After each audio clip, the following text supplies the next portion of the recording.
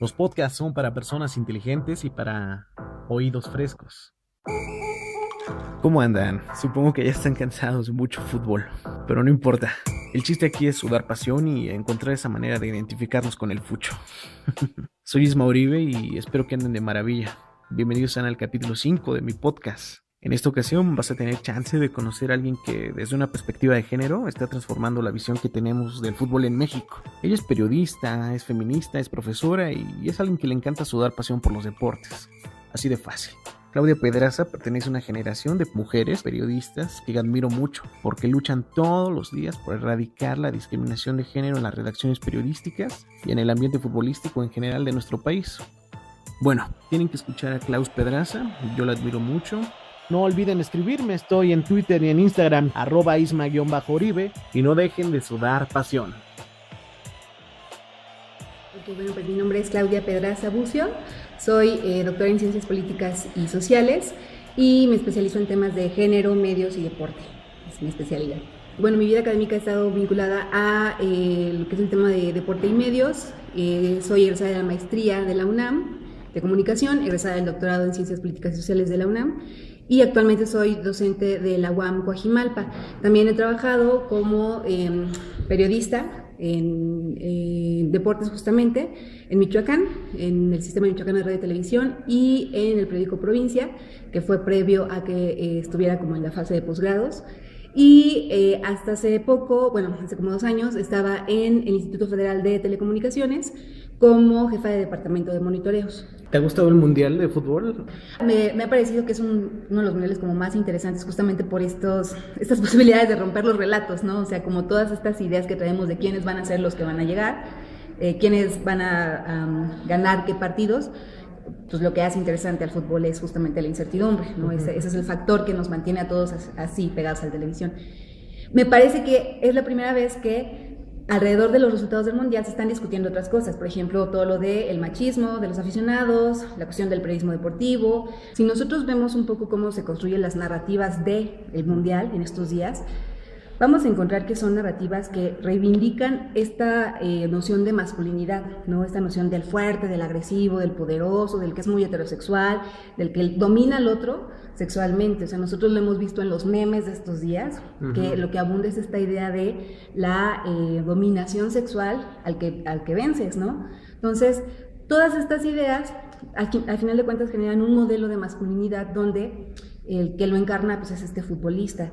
Y esto tiene consecuencias, digamos, para los imaginarios que tienen las personas de los deportistas, los imaginarios que tienen los niños de lo que significa ser un futbolista, los imaginarios de la publicidad, cómo colocan a los propios deportistas, o sea, reivindican esta idea y esto resulta otra vez en desigualdad. Entonces, los tipos de recursos que utilizan los periodistas para construir las historias, también se están discutiendo temas del fútbol como pueden ser la propiedad de la migración, ¿no? O sea, este mosaico de selecciones hechas de migrantes de muchos países, las ideas también de la ética de los deportistas con todas estas actuaciones que han tenido ciertos jugadores sí, que nos eliminaron, la cuestión de la tecnología. O sea, creo que este es un mundial que se ha prestado para poder colocar otro tipo de temas que también afectan al fútbol y que usualmente quedan opacados por las historias o los resultados. Entonces, aunque eso sigue siendo lo que nos mantiene enganchados, ha resultado un muy buen acontecimiento, un muy buen evento para también discutir otras cosas. ¿Quién te gusta para campeón? Me gustaba Uruguay. ¿Te gustaba? Me gustaba. Entonces creo que después de esto que he visto, al menos hasta ahorita, sería una muy buena oportunidad si ganara Francia, por ejemplo, siempre lo pienso en términos de lo social, de colocar el tema de la migración, ¿no? O sea, la selección francesa es una selección que tiene muchos integrantes que vienen de origen de migrantes, justo en un momento donde Europa quiere cerrar sus fronteras a toda la migración africana. Entonces me parece que eso sería fundamental, porque la figura del equipo es un hijo de migrantes. Y pues eso, justo, creo que para eso sirve el deporte, para eso sirven estos eventos, para poder hacer visibles otras problemáticas que también están reflejadas ahí. Ok, Claudia, me gustaría empezar luego con la campaña Versus. Okay. Yo sé que a ti te gusta el tema y hablar propiamente de género y del lugar que ocupa la mujer dentro del periodismo, pero en la temática deportiva. ¿Cómo ves el ambiente?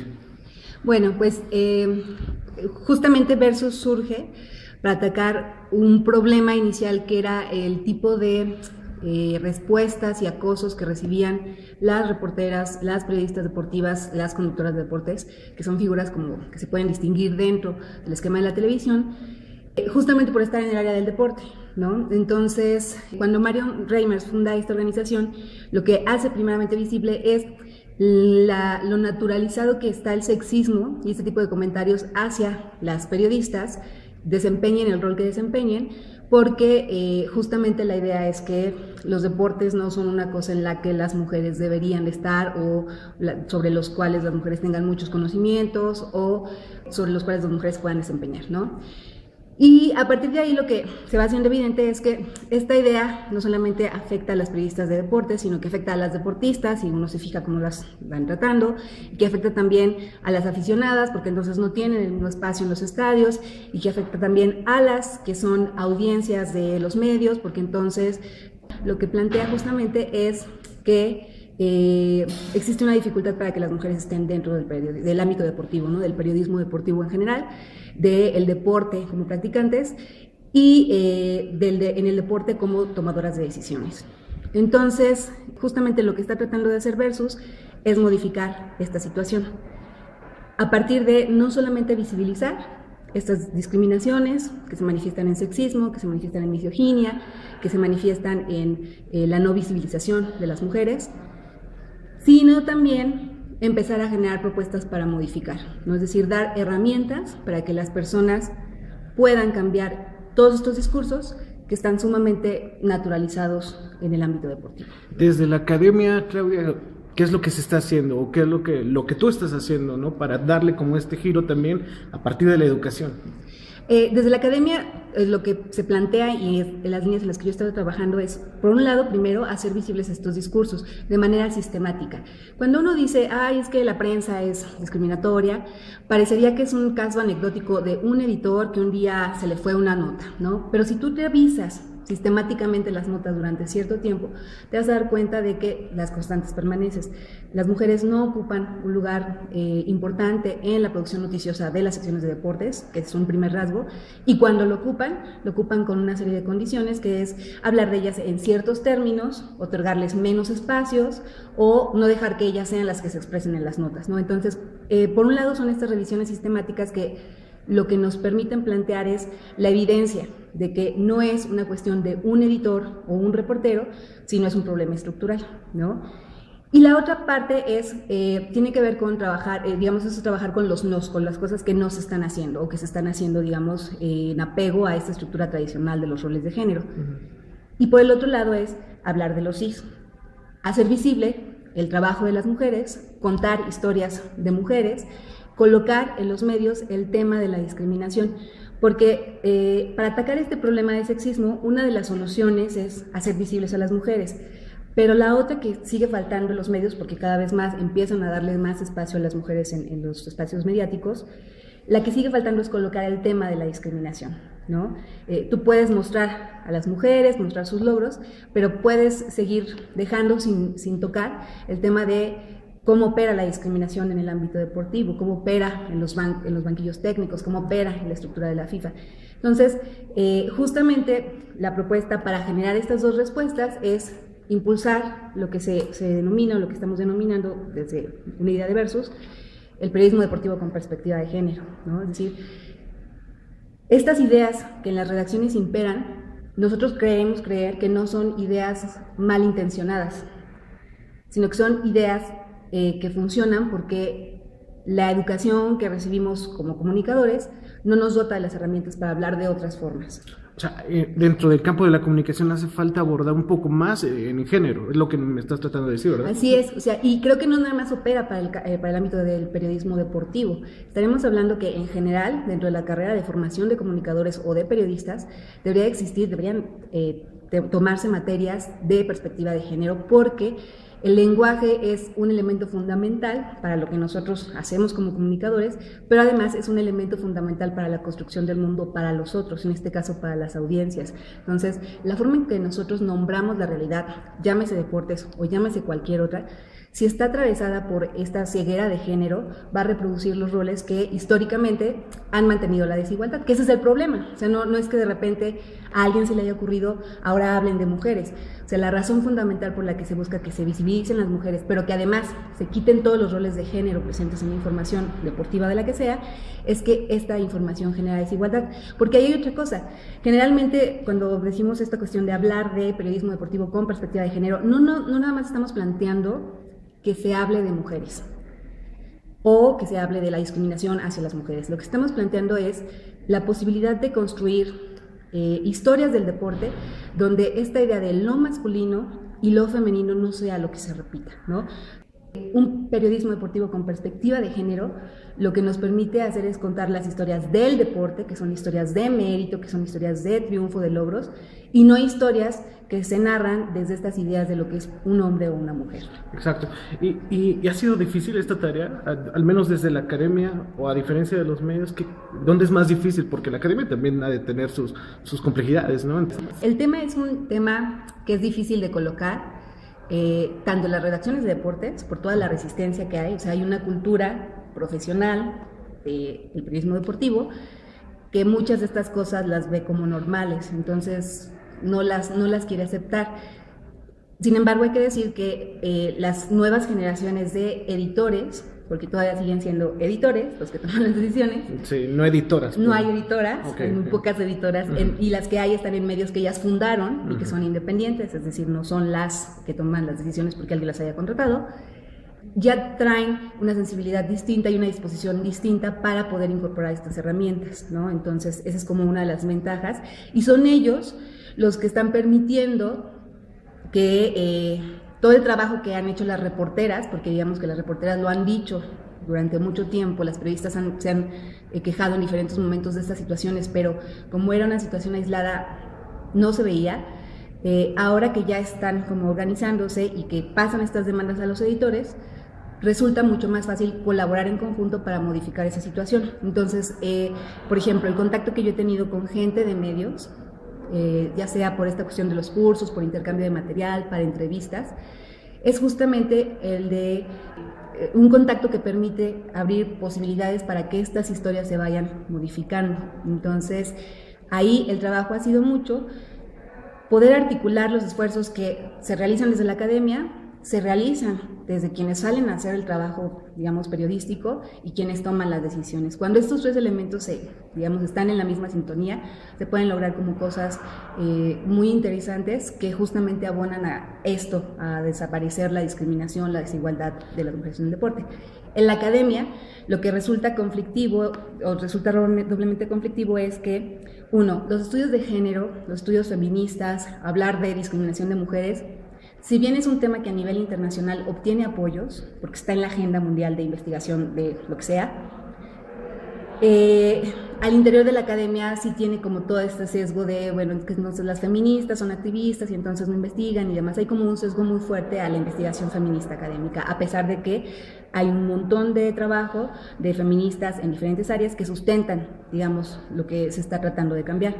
Y por el otro lado, el tema de deportes en la academia es un tema que, si bien llama mucho la atención, porque es popular y llama la atención de los alumnos, de los estudiantes, se considera un tema de menor orden, ¿no? Porque ante la emergencia, por ejemplo, de los temas electorales, los temas políticos, los temas del narco, que pasan por los medios también, se considera que el deporte, pues, es eso, una actividad de recreación, que sí está muy vinculada con la comunicación, con los procesos de identidad, pero que es un tema, digamos, de segundo orden. Sin embargo, creo que justamente por ser de estos temas que parecería que no son los que están en la agenda constante de los medios, como los principales, pero que están permanentemente ahí y que mueven una gran cantidad de personas, y que lo vemos justamente en un evento comunicativo como lo es el Mundial, porque finalmente es un evento comunicativo, es ahí de donde se pueden incidir justamente en estos cambios que a partir del imaginario deportivo que se proyecta en los medios pueden provocar cambios en la sociedad. A mí hay una idea que me gusta mucho, que es pensar que cambiar estos modelos de masculinidad y feminidad en las figuras deportivas que tienen tanto impacto en jóvenes y niños y niñas de todo el mundo les da a estos niños, niñas, la posibilidad también de pensarse ellos distinto. Entonces, habría que incidir nada más por esa razón. ¿Y cómo ha recibido, Clau, o no sé si tú lo has percibido, Versus dentro de la academia? Porque digo, no sé si está tan metido, esa es la idea, bueno, saber, ¿no? En este podcast, si la academia está enterada al menos de que existe una ONG que se llama Versus. No, bueno, hay una cuestión ahí como particular. La academia que trabaja el tema de deportes sí está enterada de la existencia de Versus. ¿Y le da importancia? Están como tratando de abrirse espacios justamente para que se puedan vincular más, porque justo yo creo que lo que representa Versus es la oportunidad de colocar la experiencia, la voz de las personas que están trabajando en el periodismo deportivo y que tienen esta preocupación por la discriminación, de plantear estos temas no solamente en espacios académicos para que se discutan, sino también en doble vía, que los espacios académicos puedan respaldar estas demandas, estos trabajos, ese trabajo que está realizando Versus, para que se discuta el tema en las redacciones, ¿no? O sea, como que son dos espacios, la academia y las redacciones, que se pueden nutrir mutuamente de lo que se está haciendo en cada ámbito. Entonces, Versus vino a suponer la primera organización de su tipo, al menos en México, que coloca el tema de la discriminación y el deporte como un tema en el que tendrán que estar trabajando no solamente los periodistas, o no nada más los periodistas, y no solamente los académicos, o no nada más los académicos, ¿no?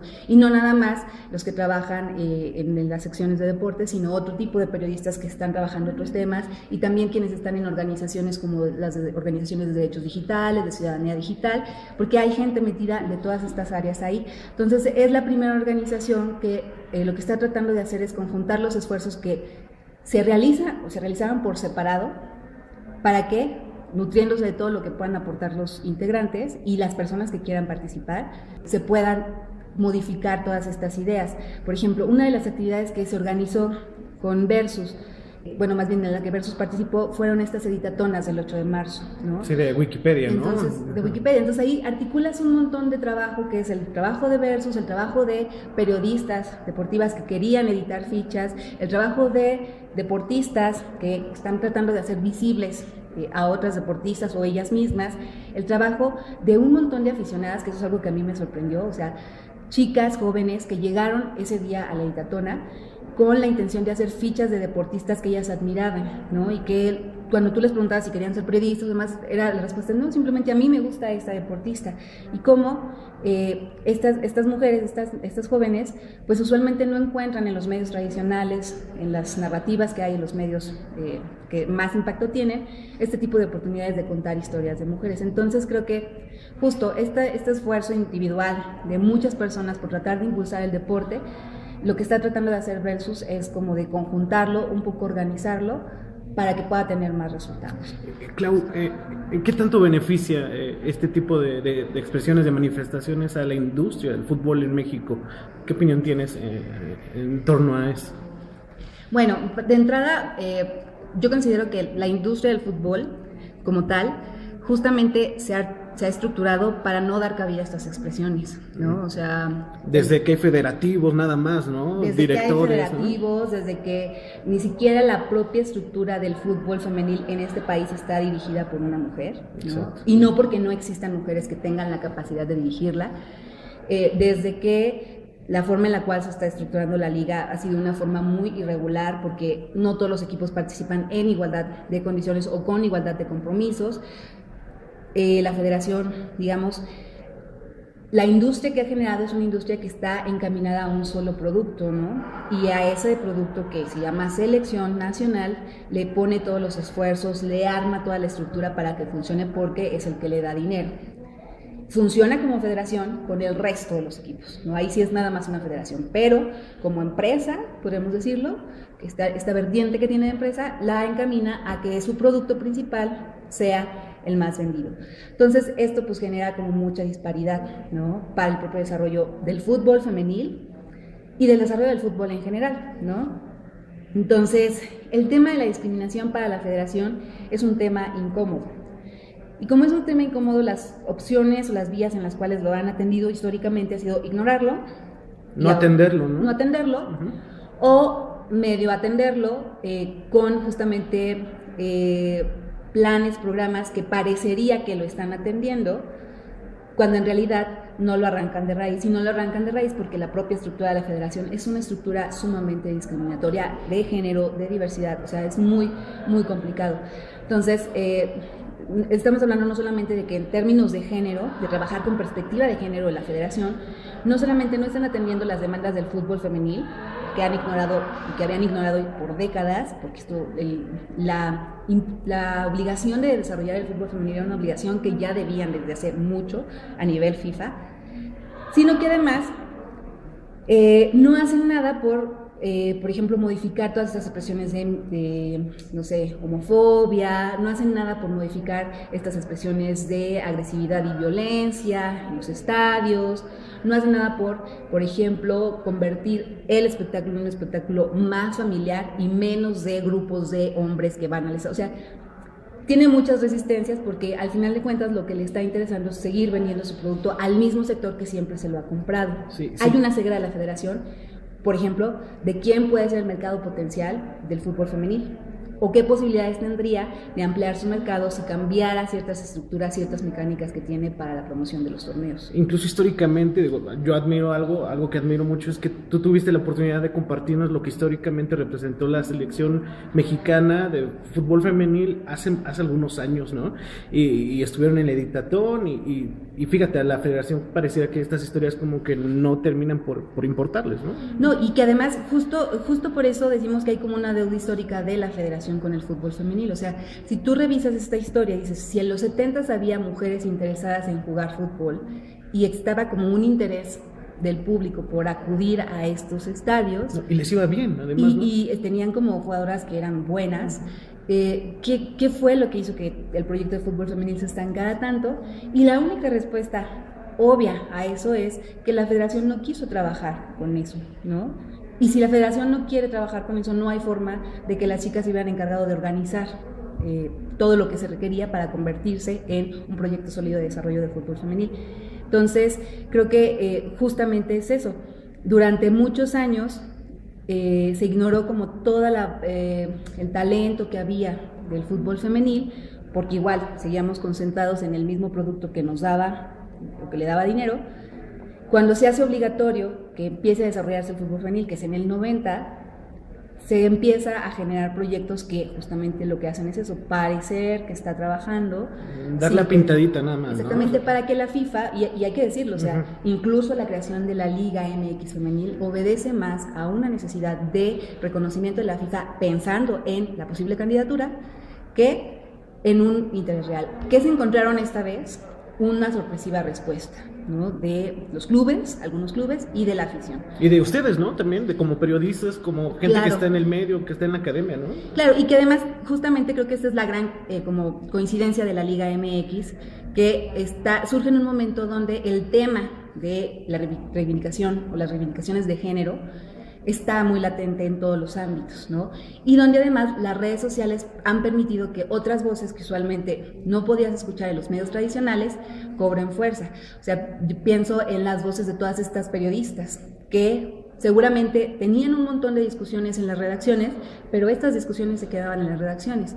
Cuando surgen las redes sociales, que son este escaparate para la discusión pública de muchos temas, los temas se empiezan a colocar con voces de personas que están o han estado involucradas en esto, en tratar de impulsar esto, y entonces ya se hace mucho más visible porque permites que la participación de la afición, de los usuarios, de otras personas interesadas, vaya como uniéndose. Entonces hay esta coincidencia de un surgimiento de una liga en un momento en el que el tema de los derechos de las mujeres, el tema de la aceptación de la diversidad, está muy latente, y entonces eso hace posible que esto pueda empezar a caminar con la vigilancia de la afición, con la vigilancia de los periodistas y también con la vigilancia de otros organismos que, aunque no estén relacionados con el fútbol, están echándole ojo por la oportunidad que representa de trabajar por la equidad, la igualdad de las mujeres. Ahora, a la audiencia le ha costado trabajo comprender de una manera, trato de generalizar, ¿no? Pero no es la idea, sino que le ha costado entender que existe versus, ¿no? Y hemos tenido respuestas, agresiones,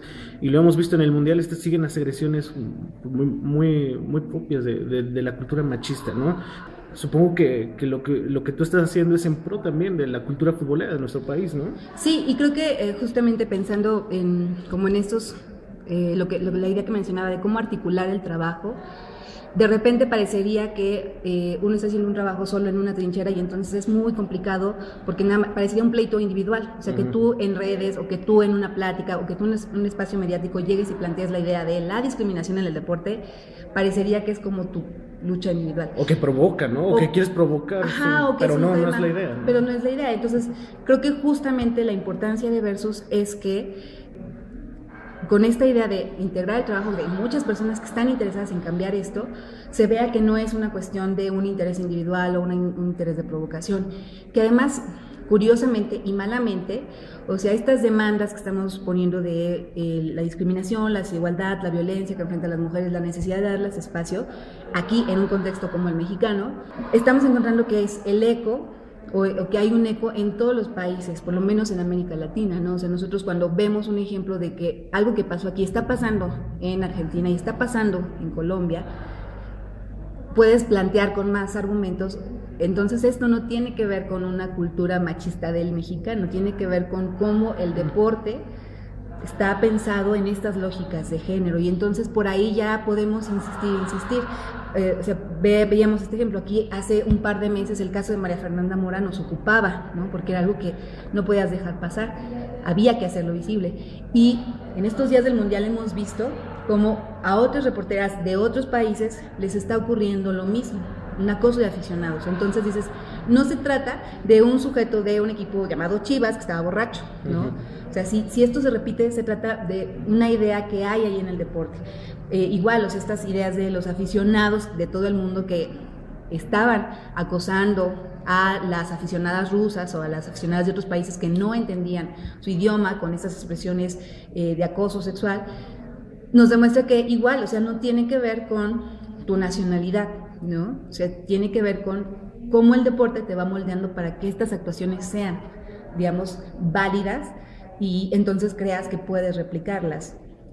La ventaja de todo esto es que justamente la visibilidad que han permitido las redes sociales, internet, es que esto podamos plantear con otras personas que están en otras latitudes el mismo problema y entonces se pueda discutir en un nivel que no es nada más de él o la que quiere llamar la atención o él y la que utiliza la polémica para colocarse, sino las que quieren modificar todo esto, donde no importa el nombre de quién está, sino lo importante es que el tema se esté colocando en la discusión.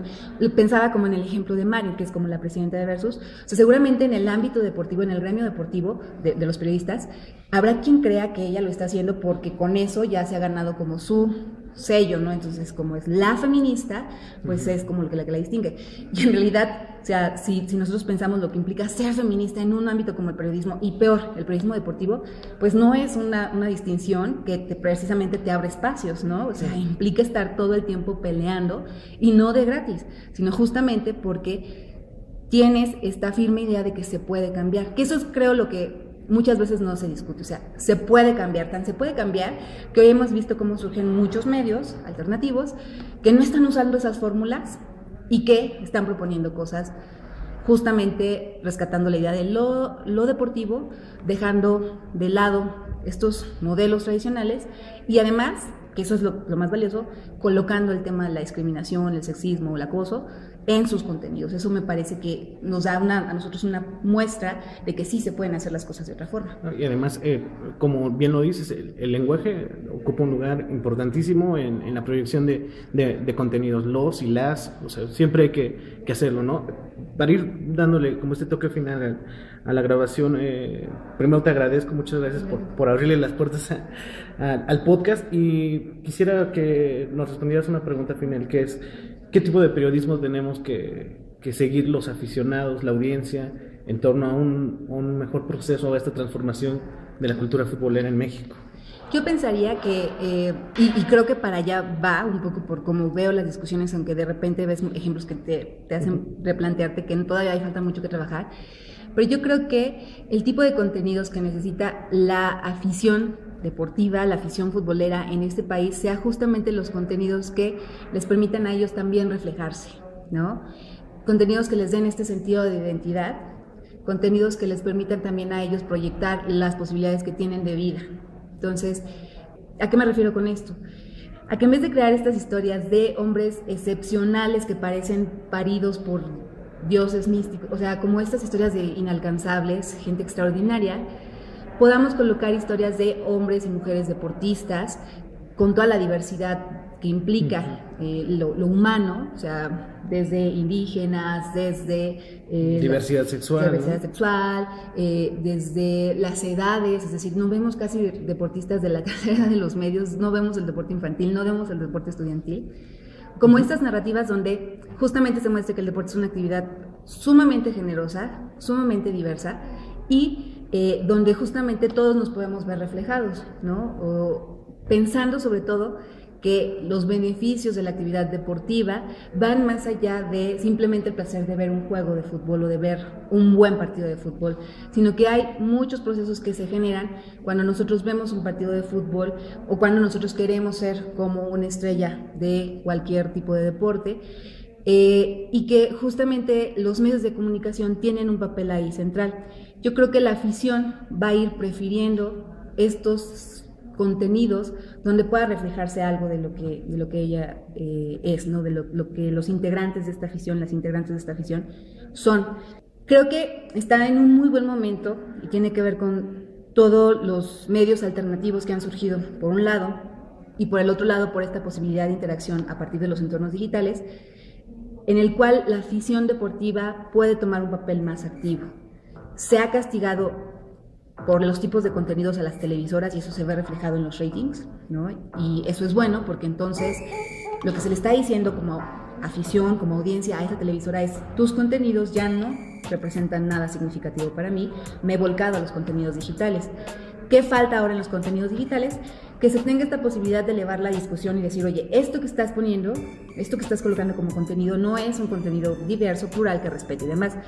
Ya algunos sectores de la afición empiezan a discutir con los medios, que eso es algo que, con los medios digitales, que eso es algo que antes no tenías posibilidad.